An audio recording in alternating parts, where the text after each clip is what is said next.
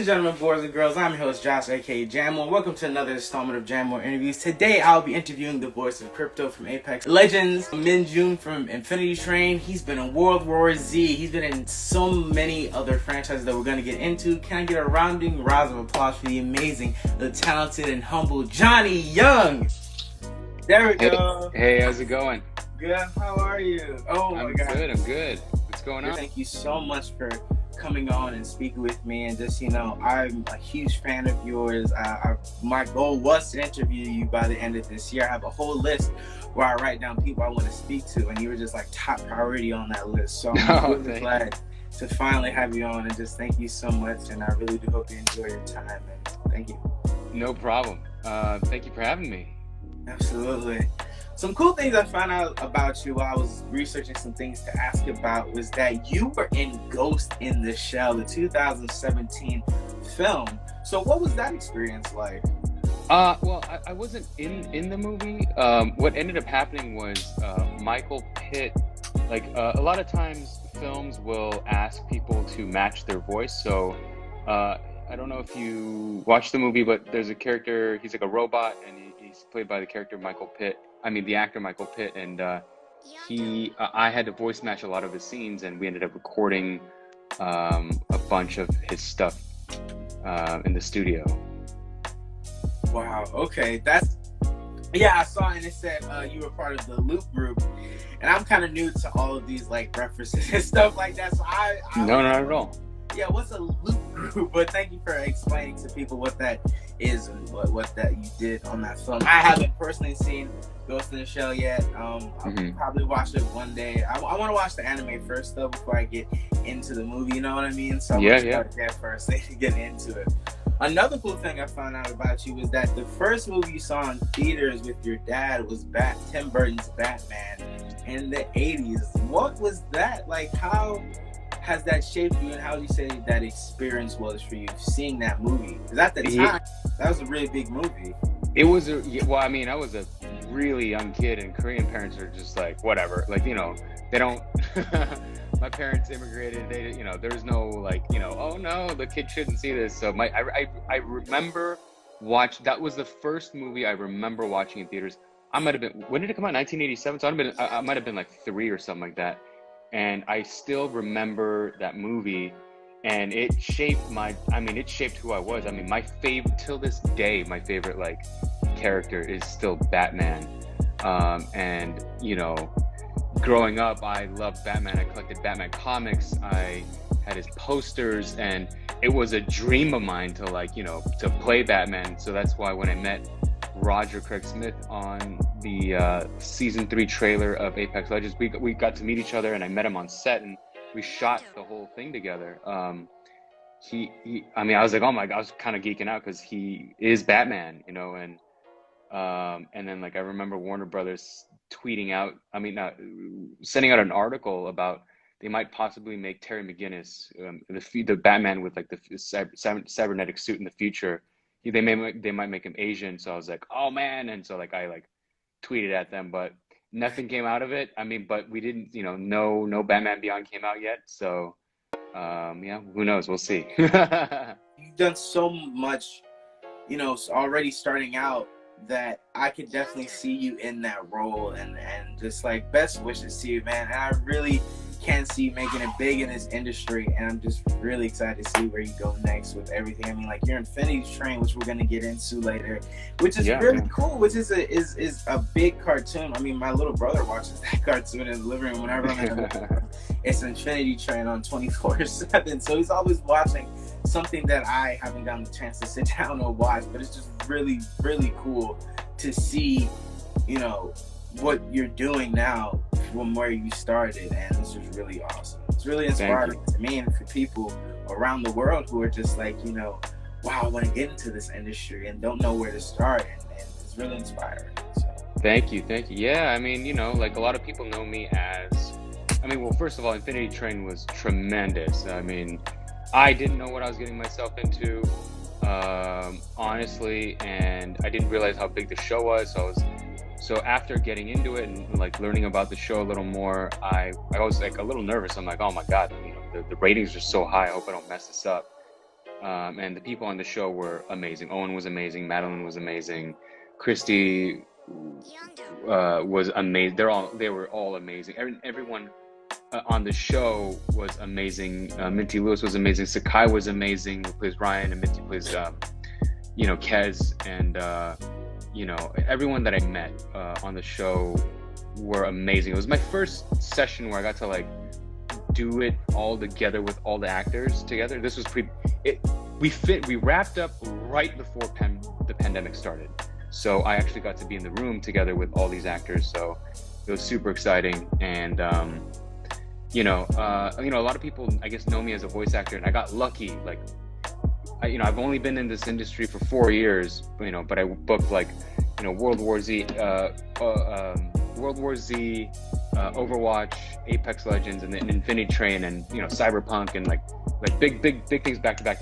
And so it's like I was like, holy crap, because before I was a voice actor, well, I guess I was and still am.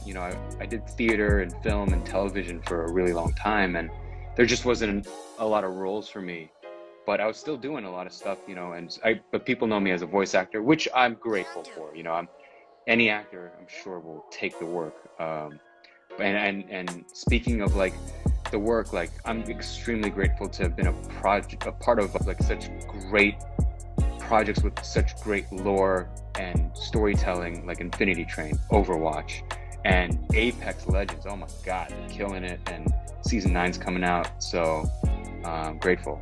How did you handle like you said you got these back to back like Cyberpunk and like how did you handle all of that coming in for you?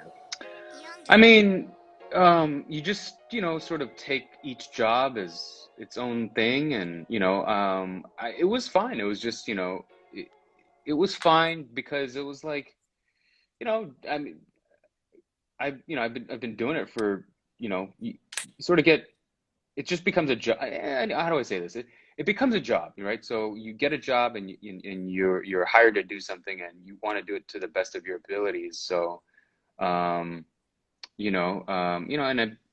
since I was like 19, doing theater and all that stuff. So, and student films and television. So, yeah, you just take it one at a time, and you just try to do the best job you can. Absolutely. First question to you is, what would you describe your childhood as?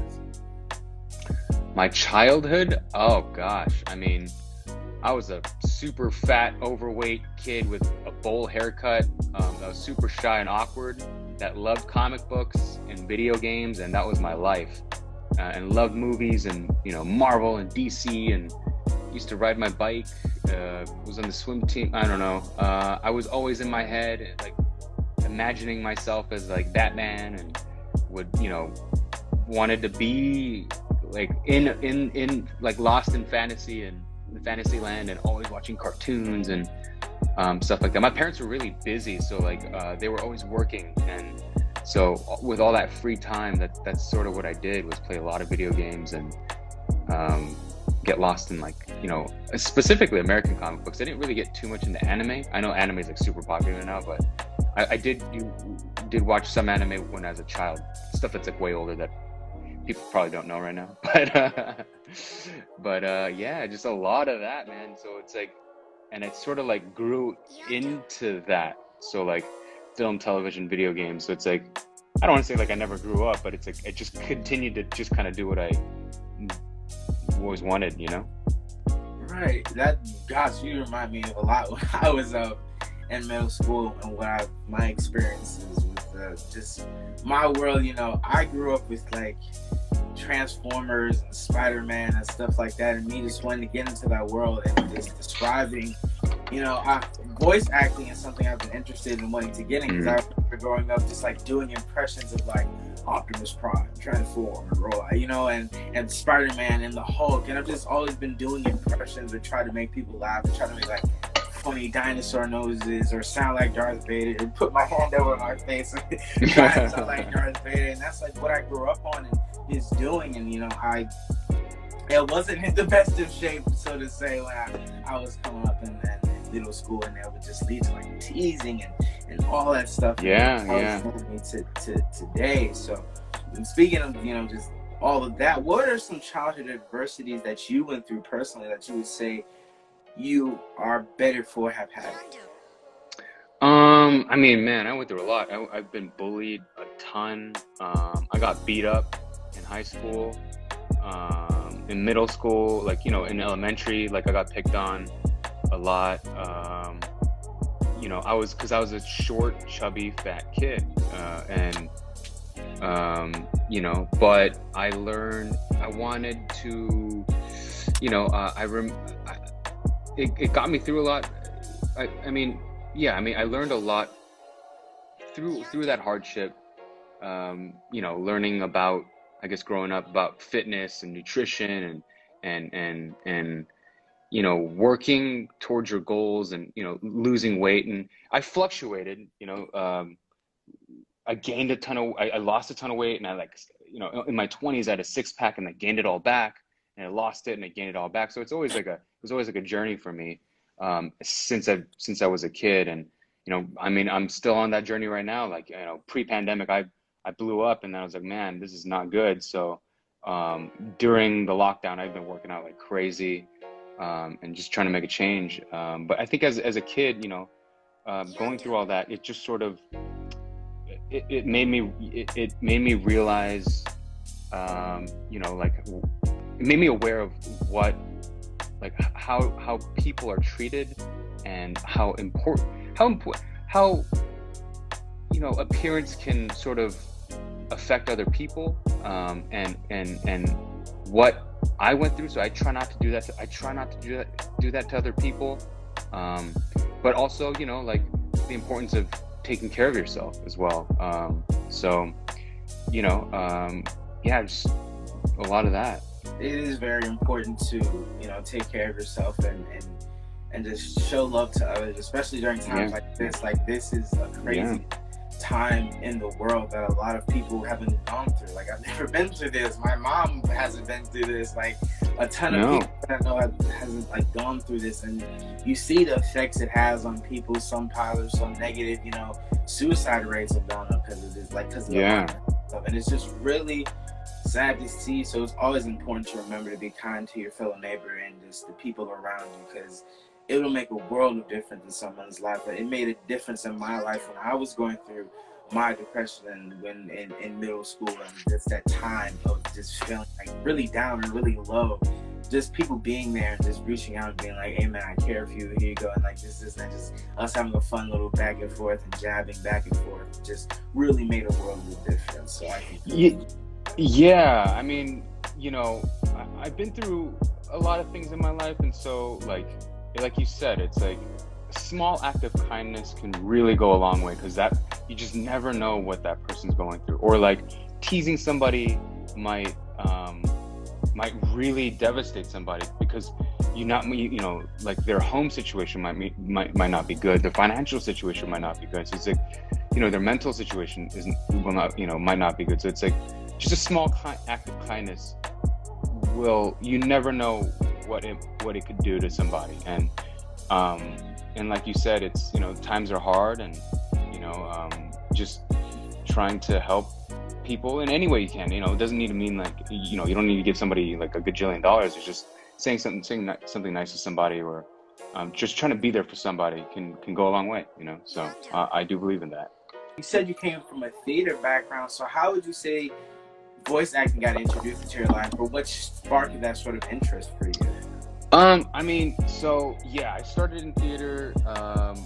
I went to Strasbourg Theater Institute, and then from there, they're connected with like the actor studio, and so like I sat in classes there, and like, man, I saw so many people that I didn't know who were like, like now. So I was grateful for all that experience. But from theater, I was like, I want to do film. I want to do film. Because that's where like all the good writing was when I was younger, and all that stuff was, and it was cinematic, and then like I that's what I wanted to do. But then television started to change, and the writing started getting really good in television, and like Netflix and Amazon and all these series started to happen, and so like it went to television, and then but like there just weren't enough roles for an Asian American guy, and I just didn't get the opportunities that some of my friends did, and it was fine. You know, it is what it is, right? That was industry, and the industry changes. It's never, you know, it always changes. So I was just like, well, you know, I did my best, and I got lucky with a few projects, and I worked more than some of the actors that I knew, but at the same time, I wasn't working more than some of the actors that I knew, if that makes any sense. Yeah. And so, you know, like a lot of times, like on my downtime, I just play video games. And one day I saw, you know, I think it was the year that Black Ops 3 and Overwatch came out, and I was like, I saw my friend Charlotte Chung's posts, and I was like, oh my God, you're D.Va and you're Seraph in Black Ops 3. I'm like, what? I called her. I was like, how did you get into this? And she legitimately, I messaged her, and she called me back immediately. And she's like, okay, Johnny, like, what do you want to know about this? And she was on the phone with me for like 2-3 hours, like, and she walked me through everything. She's like, okay. And I met her through every year, all these networks, ABC, NBC, CBS, they all have like a diversity showcase. And she was my reader one of the years, meaning that like it's like a showcase where all these networks, they out of like 5,000 actors, they end up narrowing it down to like 16. And you go through like, it's like American Idol, like you go through rounds and rounds and rounds, and they narrow it. And you have readers opposite of you that are reading the scene, and Charlotte was my reader opposite of me one of the years, and she was rooting for me, and she's like, oh my God, we need more people like you. And I was really grateful that she was, you know, such a great, you know, cheerleader for me. And so anyway, so fast forward, and I was like, oh my God, congratulations, I think D.Va and Black Ops. And I'm like, oh my God, I'm a huge gamer, you don't know what this means, you're gonna blow up, this is amazing. And then she told me she'd walk me into her agent, and I told her I'm not gonna let her down, I promise, like I know this world. And she's like, okay. And she trusted me, and I signed with the agent. They were like, okay, we'll see how you do. And for the first year I booked nothing, and that's expected. And then afterwards, I think after the first year, I booked World War Z, and then I booked, you know, the voice matching gig for Ghost in a Shell, and then you know, they were doing the Overwatch thing, and then I remember going through like 3 or 4 different auditions to get Taehyun in the Overwatch short. It was rigorous. And then after that, I got booked Apex Legends, and then when I remember like booking Apex Legends, and I'm like, I know this game, dude, and like being at Warner Brothers, and they're like, okay. You know, I thought it was going to be a one and done, just like every other project, but you know, the game just continued to keep growing and growing and growing and getting bigger and bigger, and just didn't know it'd get this huge, you know. And here we are. Anyway, sorry, I'm diverting from it. How did I get into it? And so Charlotte is essentially like, she's the one who got me into it, because I never thought in my head to marry video games, which I love so much, with acting, which I normally did. And so she was like a huge catalyst, like the mama bear of like helping me get into it, and so here we are, and I never thought I'd be here. But yeah, that's a true friend right there. Now that's a real friend, and I'm glad that you have a person in your life like that helped you get into this industry. And to go back to what you're saying, I'm really glad that you're like going deep into it and just talking about all your accomplishments. It's amazing. Like I'm celebrating with you, because it's just so freaking cool to hear about it. Like I love doing this, just to hear the story and to hear what people are doing and just how they got. I just love all that. All of that is so interesting to me and inspiring to me, just to hear it and listen to it and get to know more about it. I freaking love it. So go on as long as you wish. I love it. Oh no, I mean, look, man, I was such a huge fan of Titanfall, and like all these people like say they love Apex Legends and they never play Titanfall, and they're like, we need more lore. I'm like, are you kidding me? I'm like, you have a full campaign. You have a full AAA campaign, first-person Apex, single-player Apex Legends game, and you haven't played it, and you're asking for lore. I'm like, get out of here, son. I'm like, but I was a huge fan, and like, so for season 9, when they introduced like the Titans and Valkyrie and like I was like, the writers kept it all from me, and because like they knew I was a huge fan, my mind was blown. I was like, oh my god, this is like and to be in it's like a childhood dream come true. And like if you see the trailers, they rival, if not they're better than. I'm just gonna go on a limb and say they're better than most movie trailers, and like they rival any MCU trailer, and they're just as hype, and I get excited, dude. I get really excited, and I'm grateful to be this character that I never thought I'd ever be. This, spy character that's, he's almost like Batman-esque, where he's like mysterious, and he's almost like Jason Bourne, and he can hack things, and he's mysterious, and he's a really cool guy. And so, as an Asian American actor growing up, you just never think in a million years that you'd be able to do this, but here we are, and the company is amazing, Respawn's amazing, the writers are amazing, the devs are amazing. It's just as good as you think it is. Like, people think like when they see us hanging out and we're shooting pictures and we're joking around and farting around on the internet, it's not for internet points. We're literally just clowning each other, and we're just having a good time. And I go on hikes and eat lunch, and we have drinks together, and the company is pretty special. And to Roger, I was like, hey man, is this? I was like to the group when I joined, I was like, is this what voice acting is like? I've been missing out. They're like, no. They're like, to the veterans that have been in it for like 20 plus years, they're like, no. Like, this is something different. I was like, oh. So, like, I got lucky. And they're like, yeah. I'm like, oh, okay. So it is exciting. And, like, the writing, I don't watch movies or television anymore. Like the writing in the video games has been so good. Ghost of Tsushima, The Last of Us 2, God of War. Even in Apex Legends, it's just like I could go on for. These are like 30, 40-hour movies. So, again, I get excited just like you, and I'm grateful to have this job. So I'm thankful and grateful.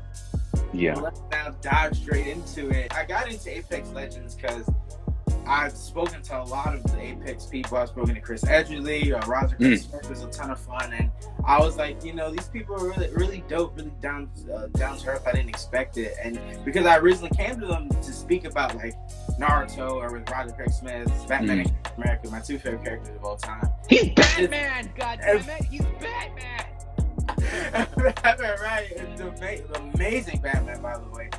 Knocks it out of the park. And I got into Apex Legends because I remember when it first launched, and I downloaded it and I played it for a little bit. I had some fun, but I never really got into it. And then I just see everything that's being added, like you talk about it, the writing, the freaking trailers. I'm just like, what the heck? I love the trailers and just the concept art and what they're adding. And I'm a Titanfall fan too.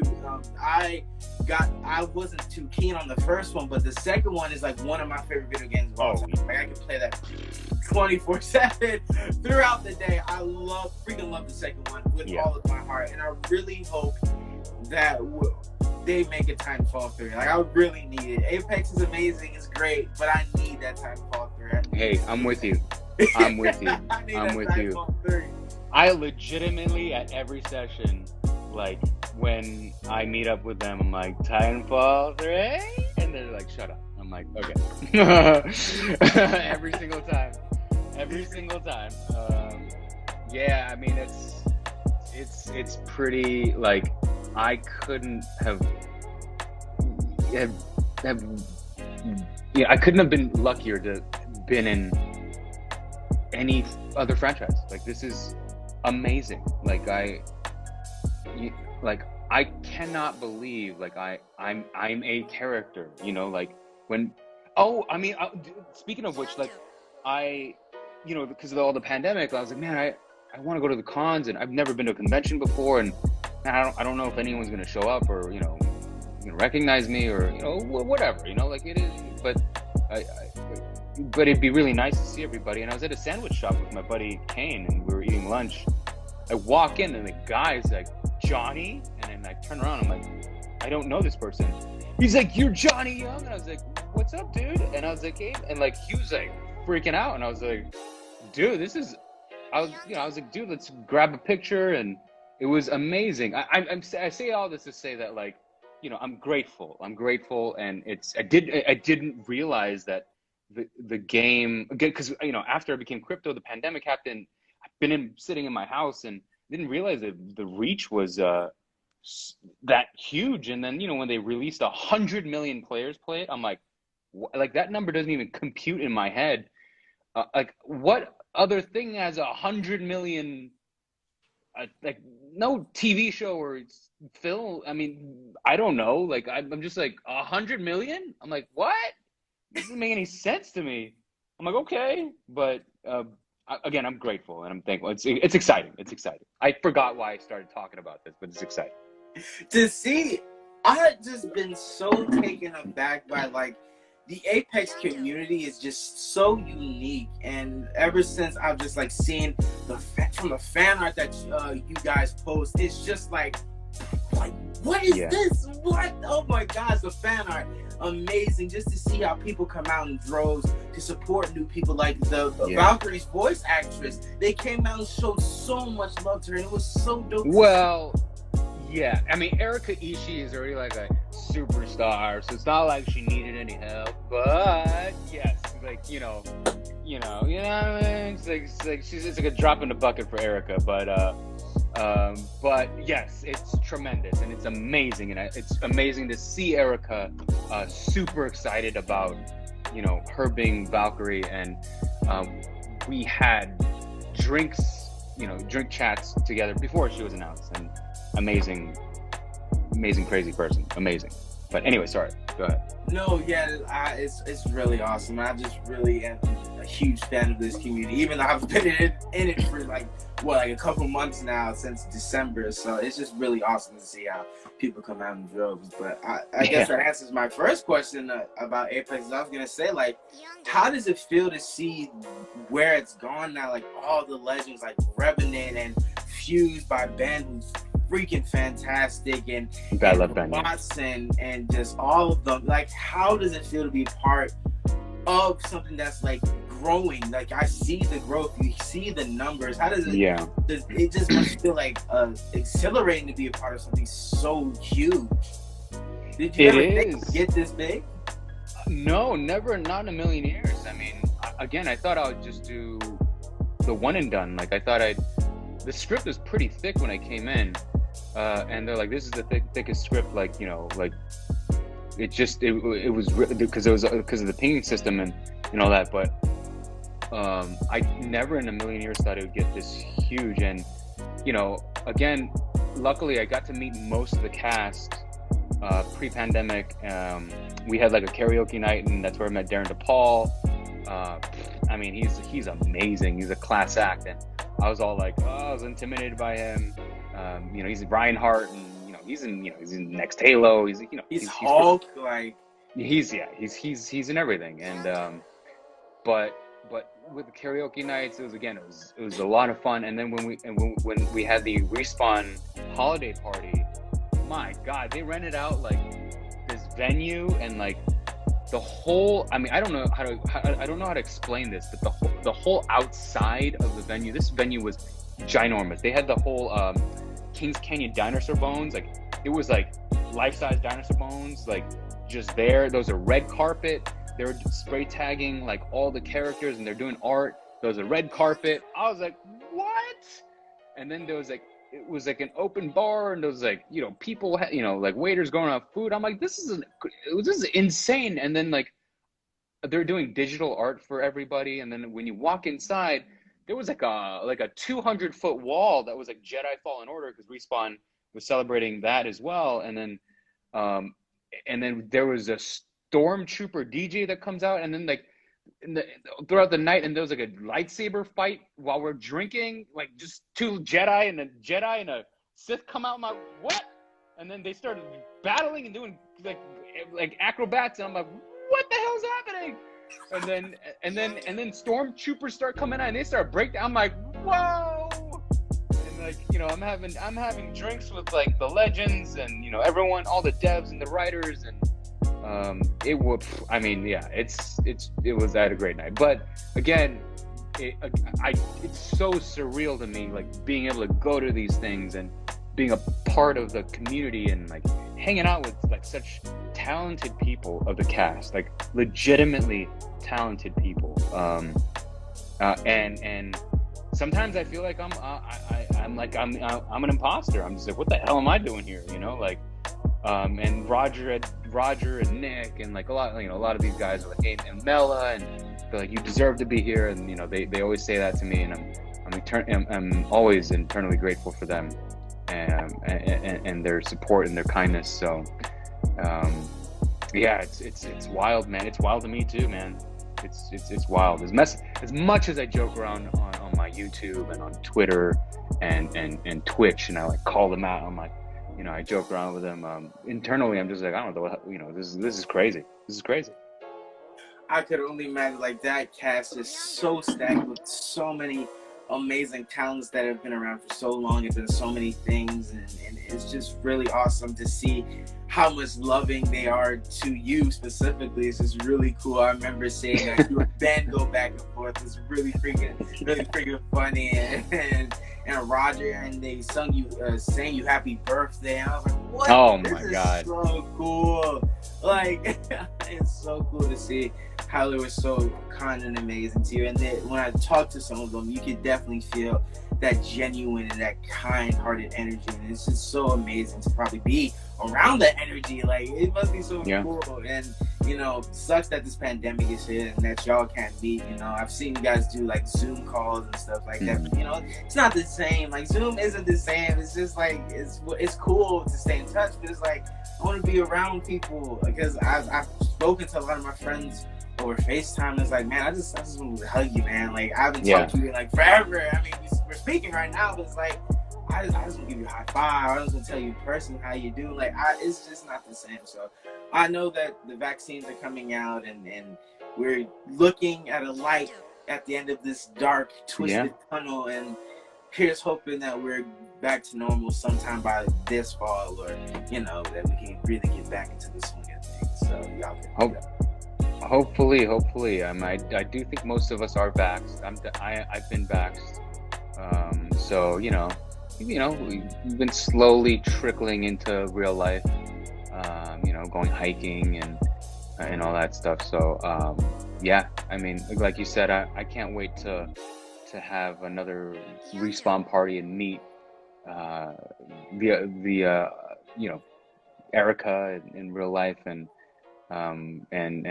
everyone else, and have drinks with everybody and hang out and act silly and stupid, and you know, even the writers and the devs, like, we all have a great time, you know. And so it's not just the cast, it's, you know, Vince himself, the CEO. Like, you know, I had drinks with him that night, and we used to go visit the Respawn Studios, and we had a whole huge signing for all the artists, and we just went to say hi and drop off some food, and like, and it turned into like a whole 3, 4, 5 hour thing, I think, with like chatting with all the devs and the artists, and we got a whole tour of everything. And man, honestly, like, yeah, everyone is amazing, and it's crazy to think like everyone is just so cool, you know. Yeah. Now I want to dive into your character, Crypto. Crypto is such a cool character to me personally. Like, I love the cybernetic look of the character, and I just love his backstory, and I just think he's really freaking cool. I just love what he brings to the whole lore and the story of Apex as a whole. And I want to ask you, what is your favorite thing about Crypto? My favorite thing about him, well, you know, I was really not conscious of this, but a couple people brought this up, but sometimes I forget that he's Korean, and the fans have to remind me of that, and I'm like, oh yeah, and then they're like, and they tell me they've never had a character like represent them, so I was like, oh yeah, like an idiot, like I forget, because me growing up, again, I never had any superhero like or character look like me, so, you know, I didn't realize how important that was until a lot of the fans reached out. So that is a big one for me. But also, I love how complicated his story is, because for any actor and for story, the more complicated, the more problems a character has, the more juiciness you can sort of work with. And that's where his voice comes from. It's layered. It's not like some I wasn't like imitating a voice or anything, but like, when Respawn wanted his voice, they wanted it they wanted his character to be a certain way. I was like, ooh, I wonder if I can add on to this. So, a lot of fans ask me like, how do you break his voice down? And essentially what it is, it's Korean. So like, like when a Korean person phonetically speaks English, they start to speak like this, and that's when it's broken down phonetically. And then because he's always paranoid, like even when like I'm in the booth, like, and that's sort of the reason why he's always like standing like this and then looking over his shoulders, because he's always paranoid. And if you're paranoid, then you want your voice down here, right? So because someone might hear you, and then you add you want to add the voice phonetically like this, but then you can't really understand what he's saying. So then you add a little more English flair to it. So then he starts to speak like this, and he starts to speak like crypto, and so that's where it comes from, and there's layers to it. So and because of that, it's like that also sort of informs how he talks and like his volume to certain characters, and and I personally had to research where his pain came from, because it wasn't part of the lore. And so like I started adding all sorts of stuff like that to the character, and it's just really exciting and juicy when there's a lot happening and the character's like broken and confused and conflicted and doesn't trust people and things like that. So yeah. That's so cool. Like when I saw you just like do all that, I was like, because it's just so cool. So you can put their voice together. It's so cool. I'm sorry.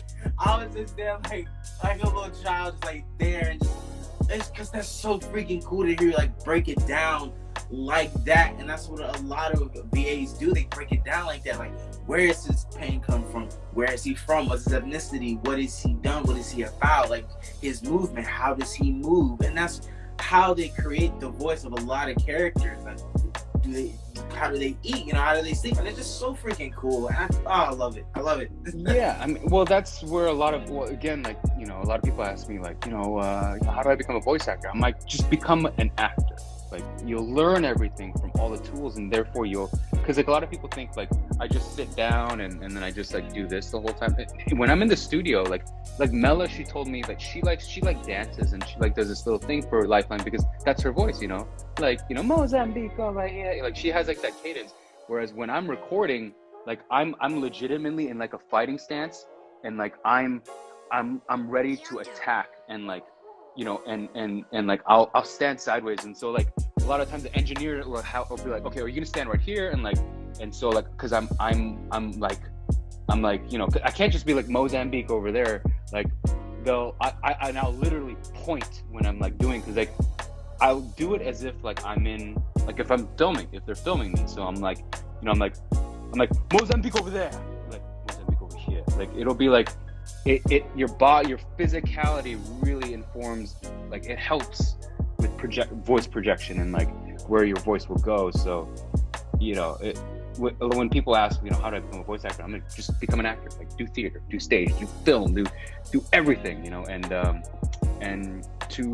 I think the weirdest thing was that like the biggest thing that helped me with voice acting was, funny enough, sitcom. I went to a sitcom school where like they broke down all the scripts and wording and all that. That was like the most helpful, surprisingly enough. But yeah. Voice acting, a lot of people, including myself, I'm not gonna pretend, because doing these interviews has really informed me a lot about the VA process. As someone who is interested in getting into it, is that I thought that like it was just like voices, and you're just like creating voices and doing this. And I was just like, oh, okay, but I didn't know how like in depth you guys really get and how like you get into the character and how you get into the mind and how important acting is. I remember I was speaking to, I think it was John Bailey, and we were talking about how voice acting, the voice should be in like parentheses because it's really just like another form of acting. Acting is It is, yeah.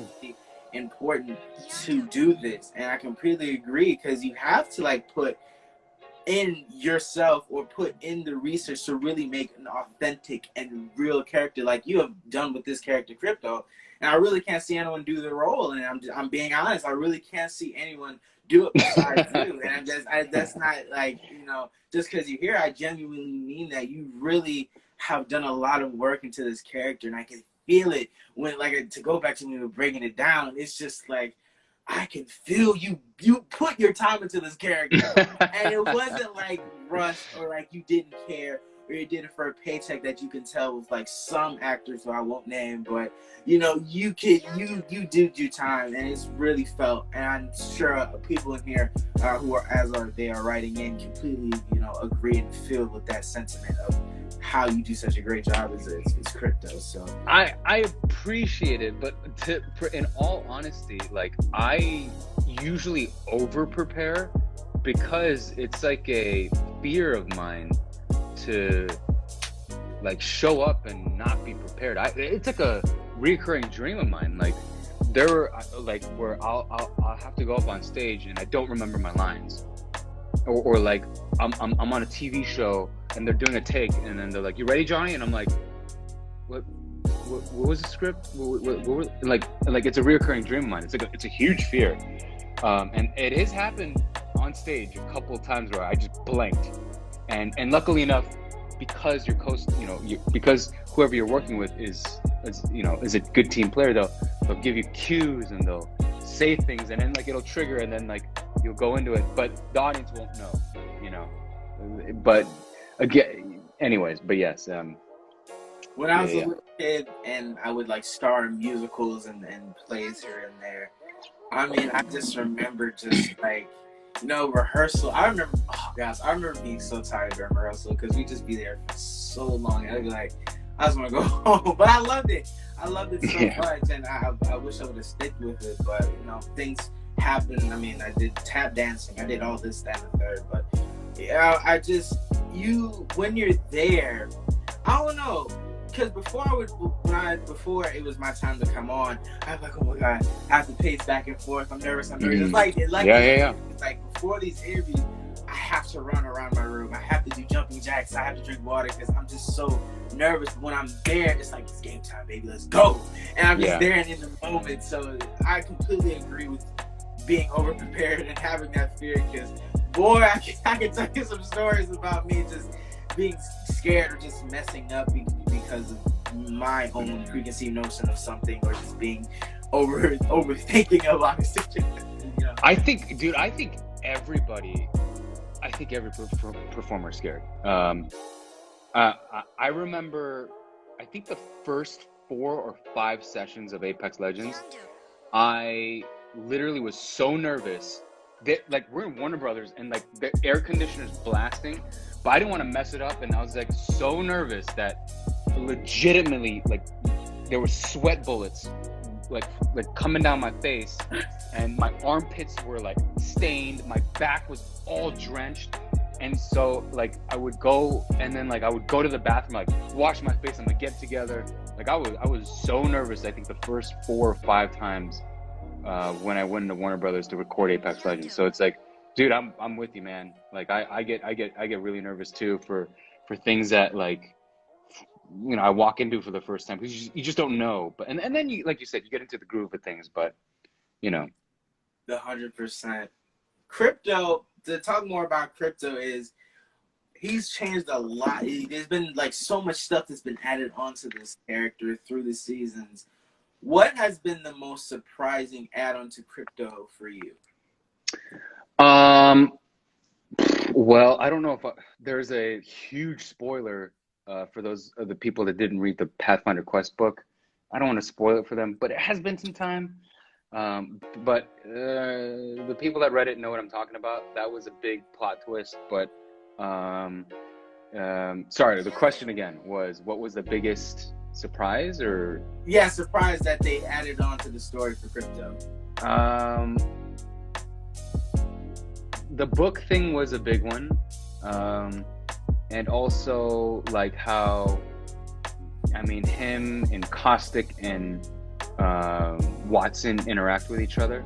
That one was a really cool one, and how the relationship between Crypto and Watson are growing, and the relationship between Caustic and Crypto. So it's that one was really cool, where it's just like, like them going back and forth and mistrust, and then and then Crypto having to open up, and then Watson being hurt, and like blah blah blah, and like Caustic being Caustic and all that, and then like the sort of like, I don't know, like Broly Mancy, like buddy cop movie of like Mirage and Crypto. That's always fun. So yeah, all that. Yeah, I've just been. I'm always surprised, if I'm gonna be honest. Like whenever I see a trailer or like a story from the outlines, I'm always like, okay, wow, that's a thing. It's really cool to see all of that. Yeah. Now, to go back to Titanfall 3, even though that's sort of like a thing we both have agreed we wanted, Yeah. there's no secret that these characters take place in the Titanfall universe. So I wanted to ask you, do you think there would be room for Crypto in a Titanfall 3? I mean, believe me, when I campaign to the writers, man, I nag at, I talked to Manny about it, and sort of Tom a little bit about it, but Ashley, I'm like, hey dude, hey, I'm like, come on, you know what I mean? I'm like, come on. I'm like, but who knows? I mean, it's all up to the writers, it's all up to devs, it's all up to the team, and again, I'm just grateful and thankful to be a part of this universe. I just show up, do my job, and I'm grateful enough to be a character. So, yeah, that's all I can say. It's up to them, and but I would be over the moon if I don't know, if Titanfall 3 came out, and or like I don't know, like a Netflix series or whatever, dude. I would do anything and everything to prepare for that role. I would enroll in Army Hell Week boot camp to you know what I mean. I'd lose, I'd get jacked to the gills, like whatever they want. I'll go to the flight training, Air Force, pilot flight training, whatever, man, whatever. Yeah, you know what I mean? I would say with the addition of Apex Legends, I really do feel if they were to do another Titanfall, I would personally feel like it'd be a disservice to not add at least a couple Apex Legends characters, because of all the lore that they're adding to this universe and how broad they're making it feel with all of the lore and stuff. I spoke to Erica Literal. She corrected me how to say her name. Yeah. Bangalore, her character, is a part of the evil faction in Titanfall. So I would feel like, y'all gotta bring these characters into like a mainstay like campaign at some point, in my honest opinion, because like I said, the lore, the story, and I'm 100% sure you guys are gonna get a cartoon at some point. Like, there's no way you guys don't. There's really no way you guys don't, because all the success that it's getting. Yeah, you're right. You never know, but I personally think that it's only a matter of time. I mean, you guys have a comic book now. You spoke about past. So crazy. Yeah, right? It's just so awesome to see all the additions to this. I mean, the action figures. It's a thing now. Like, people know what Apex Legends is, and I just love this battle royale because I am a story guy. Personally, for me, I'm really into the story and the campaign. I know some people are really like, oh, multiplayer, let me go to Team Deathmatch real quick and knock them out with Call of Duty. But for me, I really want to be in touch with these characters, and Apex Legends has done freaking fantastic with that, and I really couldn't be more grateful to the Respawn crew and the writers for how they've handled this battle royale. I agree. Like, I mean, I'm a huge gamer, so I don't hate on other games. I play every other game. and I'm, but I agree. Like, I do think it's the lore that drives it. I mean, obviously, that's not the only reason. Obviously, it is a BR. Obviously, the gaming mechanics are, you got to play the game, but I do really do feel like that the lore is a really strong part of it as well. Like you said, and there's a huge chunk of people that just want the lore, and there's a huge chunk of it. Most of the people are here for the game, but there's a huge chunk that just want the lore, and there's a huge chunk that are, for both. So, again, I'm grateful. It's amazing. It's crazy. I play it all the time. I mean, it's the game I play the most. It's crazy. Yeah. Even though I suck at the game, I play it all the time too. Yeah, and it's like, if you told 10-year-old Johnny, "Hey, dude, like, you're gonna be on the front page of a comic book. You're gonna be in these crazy trailers, and like, you're gonna be in this game, and you're gonna be like a character," I would have been like, "What?" I mean, they have the toys, but Respawn didn't make any crypto toys, right? Respawn. Where? No. No, you gotta get on that. Everybody has to. I think the only ones I've seen so far, I know Pathfinder has one. Mm-hmm. I think Revenant has one too. Pathfinder, Revenant, Wraith, Bloodhound, Mirage, Lifeline has like a funk, and they all have their Funko Pops and all that kind of stuff. So everyone has like their own little. Your time is coming soon. I was talking to Tom Gibbons from Naruto, who plays Shikamaru. I don't know if you watch Naruto, but he was campaigning for like a Funko Pop for a long time, and then just like a few weeks ago, Shikamaru Funko Pop, and I was like, "Yay, Tom finally got his Funko Pop!" I was really happy for him, and he got to sign him and stuff. But yeah, another franchise that you've been a part of, I want to talk about is Infinity Train, and that's a really good cartoon that, like I said in the beginning, my brother watches that all the time. Like, he'll be in the room and I'll just be in there, he'll be watching it. What do you now? I'm kind of confused about what's going on with Infinity Train. So is it like canceled and this is like the last season, or like what's going on? Yeah, unfortunately, what ended up happening was Infinity Train did get canceled, and this was the final season.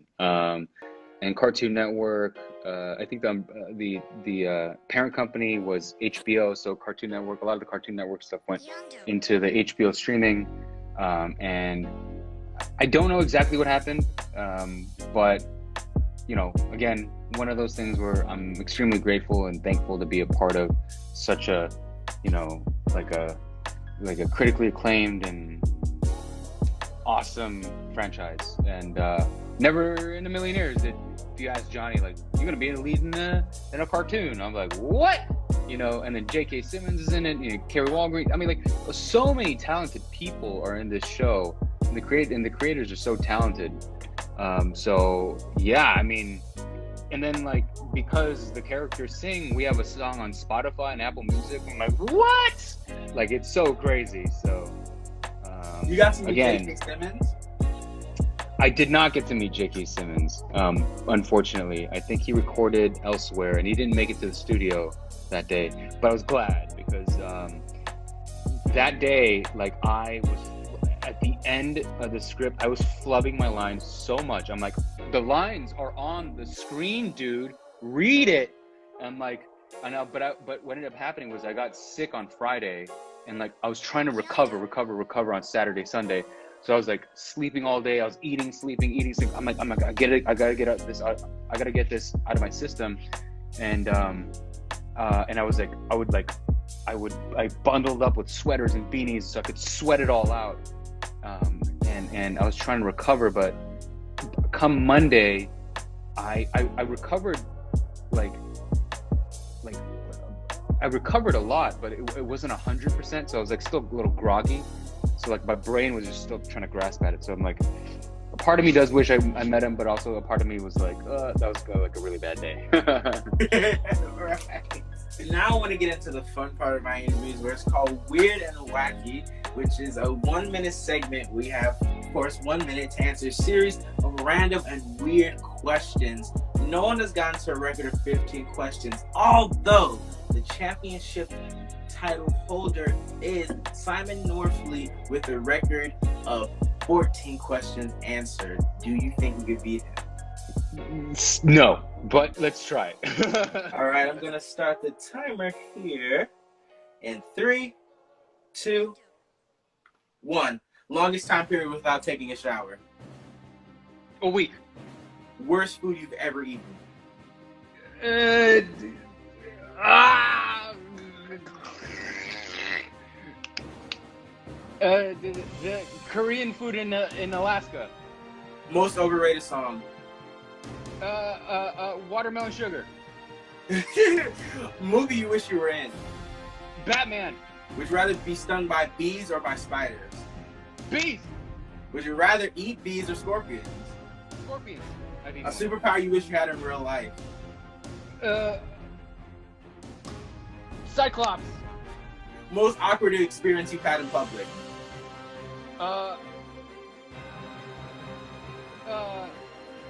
Meeting Harrison Ford.